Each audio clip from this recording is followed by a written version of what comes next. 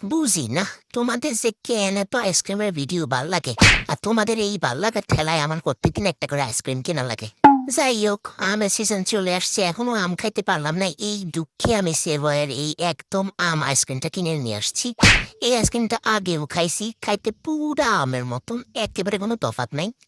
কিন্তু সমস্যা হচ্ছে একটা, আইসক্রিমটা অনেক বেশি নরম, এতই নরম যে ঠিক মতো ধরাই যায় না। যাই হোক, এই আইসক্রিমটার দাম পড়ছে 50 টাকা, তোমরা সবারই জানা। আইসক্রিমটা দেখতে কোন দিক দিয়ে আমের মতো আমি জানি না, মানে বাংলাদেশের কোন আম দেখতে এরকম হয় আমার সন্দেহ আছে। আম বলি আম দেখতে হলেও এরকম হয়, কিন্তু পুরোপুরি তার এরকম হয় না। সেও আইসক্রিমটা খাইতে খারাপ না, ভালোই, একেবারে আমের মতনই টেস্ট আসে।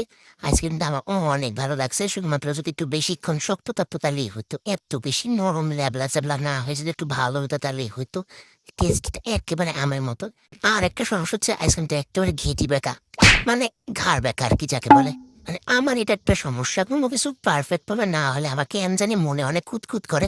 এটা মানে কোনোভাবে আমি সোজা করতে পারতেছি না। তো যাই হোক, আইসক্রিম সোজা করা হচ্ছে কথা, না খাওয়া দিয়েছে কথা।